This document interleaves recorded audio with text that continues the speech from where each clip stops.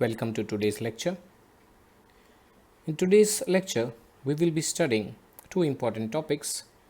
One is regulation and the other is anomalous behavior of water. Now, to understand the term regulation, you should know what happens when a solid is heated, that is, it gets converted into liquid state, and also when a liquid is cooled, it gets reconverted into the solid state. In regulation, there is this interchange of the state of the substance. The solid ice becomes water and the liquid water becomes ice. You can do one experiment. You can take 2 cubes of ice and press it between the palms of your hands. This is a very interesting experiment and many of them must have done it already in their childhood. When you take 2 cubes of ice and press it between the palms of your hand and then you leave it, you know what happens? The cubes of ice stick to each other. Yes, the cubes of ice stick to each other. I think many of them are not sure. If you're not sure, at the end of this lecture, this is what you're supposed to do. Take 2 cubes of ice and press them between your palms. And you see what happens. You will see that both the cubes stick to each other. You can do one more experiment also. Take a cube of ice.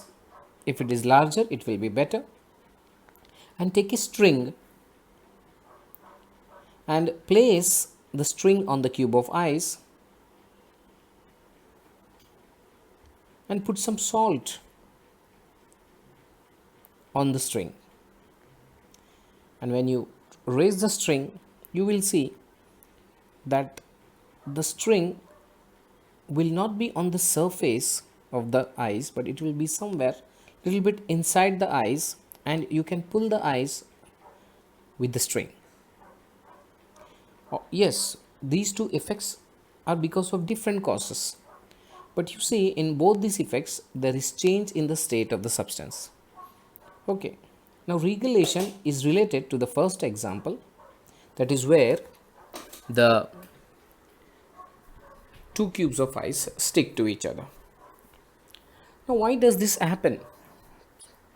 So remember this, whenever we apply pressure to ice,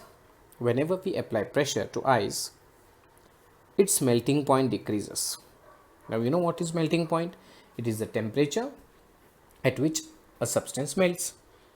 When the melting point decreases, water is converted into ice. When the melting point of ice decreases, water is converted into ice. So what happens is, at the junction of the 2 cubes, that part, because of the pressure, the ice is converted into water. And you know, water does not have any boundary. So both the cubes will get connected to each other. When you release the pressure, the melting point returns to its normal temperature and the water is reconverted into ice. So what happens? When you apply pressure, the melting point of ice decreases and ice is converted into water. At the junction of the 2 cubes, the ice gets converted into water, and since water does not have boundaries, both the cubes get connected to each other because there is water. When you release the pressure, this water is reconverted into ice. So what is exactly happening is, because of increase in pressure, the melting point of ice decreases and it is converted into ice.